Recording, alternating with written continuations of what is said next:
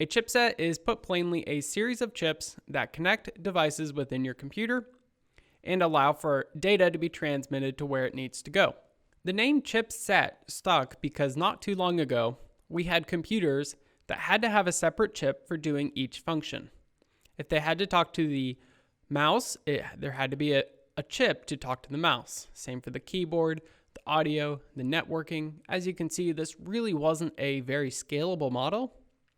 It created boards that were filled with chips. We can take a look at an example of an old IBM Pc, one of the first consumer market computers, and these were scattered with chips all over them. And the idea of having to add another component for each thing you wanted to do created a very cramped computer space, and it also halted progress as we were moving towards newer and newer designs. Back in 1986, a company called Chipset Technologies created what would be called the chipset. They started to integrate several functions onto one or more chips. The idea is that they could combine these functions, such as the mouse and keyboard onto one chip, or the audio left and right all on one chip, and networking all on one chip. The idea was you didn't have to create a separate chip for each device on your computer. There's also a lot of other system components that are controlled by the chipset as well. And you don't have to know these, but a couple examples are a memory controller, a cache controller, a system clock, or a EUFI system, and several other board level features are being controlled by a chipset as well. The idea of a chipset allowed for motherboards to be made cheaper and faster, as it didn't require as many components to get the same result. Now, this was a trend after 1986, and several other competing companies started developing their own chipsets. This fueled innovation and kept shrinking stuff onto smaller and smaller packages, or just less and less packages. But there was still the problem of developing a chipset for the processor. Whenever there was a new processor, a suitable chipset had to be designed for one. Take, for example, the Intel 286. This processor was released, and then it took about 2 years for a consumer motherboard to come out. That's a long time. That also presents a huge adoption challenge to Intel. If companies have spent so much time developing a chipset, then they probably don't want to be making new processors every 18 months. Intel took it into their own hands and developed their own chipset for the Intel 386. They laid out what chips should be used. They created their own, they licensed some. The idea was that the chipset and the processor were made for each other. This was the first example of that. This allowed the Intel 386 to be rolled out in about 4 months, a very quick turnaround time. AMD follows a similar strategy of developing a chip and then a chipset for it today. A chipset can be thought of as the central person directing all of the data flow within your computer. The chipset will support a lot of low-level features such as direct memory access controllers, high and low-level interrupts, real-time clock, BIOS communications, mouse and keyboard support, talking to all of your peripheral devices such as an onboard LAN and onboard audio.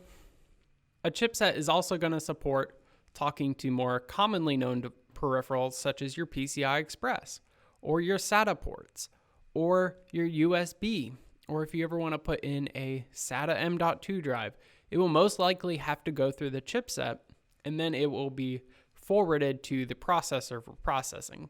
And that chipset is connected to your processor through a very high-speed bus. And that bus might be at PCI Express times 4 lane speed, very fast, very high bandwidth. That's all you need to know.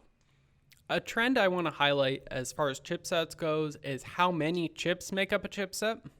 So an old IBM PC from the 80s might have hundreds of chips just barfed all over the board to control these features.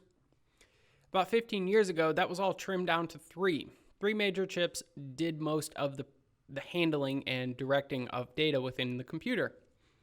That consisted of the Northbridge, which was the high-speed communication between your CPU, your RAM, and possibly a PCI Express slot.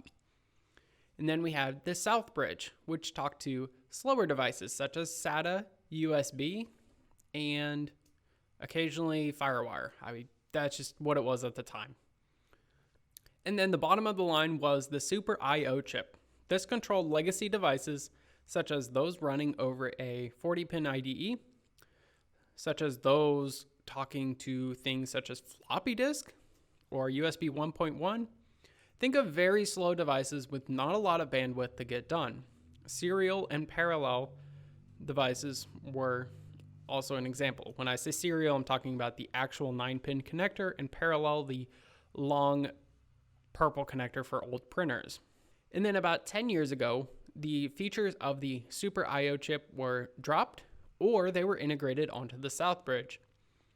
This left us with the Northbridge for high-speed communications, and then the Southbridge for lower-speed communications. And then about 5 years ago, with the introduction of the Intel Core i-Series 5th generation, the Platform Controller Hub was introduced. The Platform Controller Hub was a combination of the Northbridge and Southbridge, sometimes dropping a few features of the Southbridge, and then they would actually take out some features of the Northbridge, such as PCI Express and memory controller. At this point in computer history, it was all integrated onto the CPU die.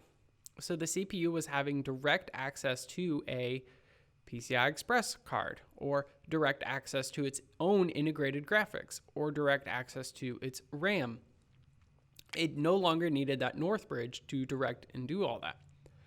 The Platform Controller Hub is going to handle communications to a SATA drive, to a USB drive, to most other peripheral devices within your computer. If you have onboard LAN and onboard Ethernet, it will most likely go into your Platform Controller Hub.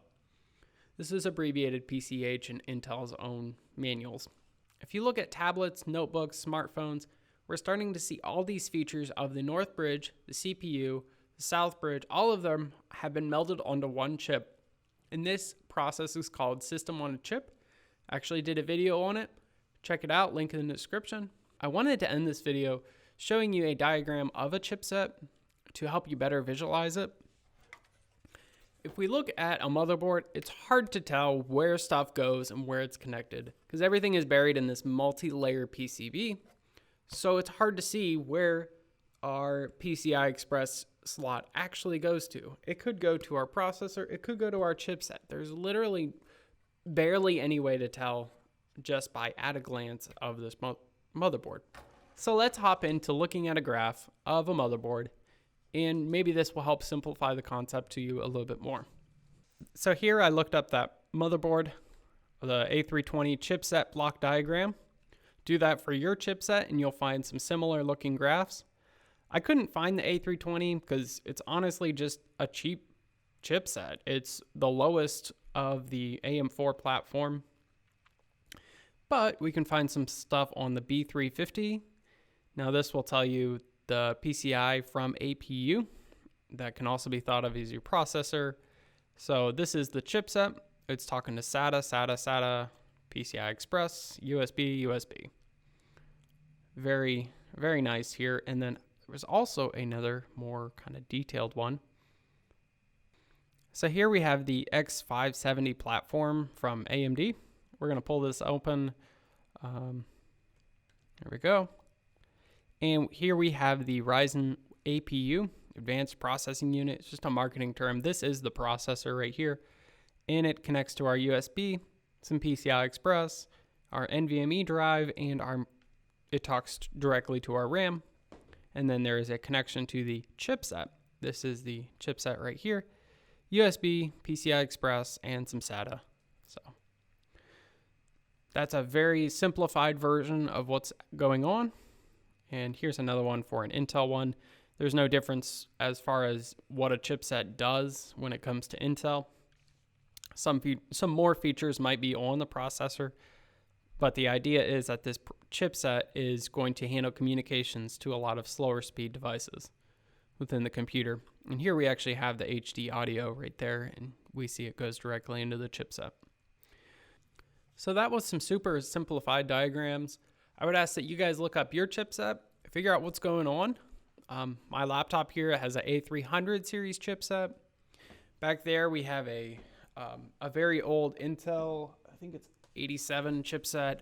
Find out what chipset you're using, what it does, and you can learn a lot more about your computer that way. My name's Josh. Thanks for joining me as we learned a little bit about chipsets. Drop a like, drop a subscribe. Have a good day, and goodbye.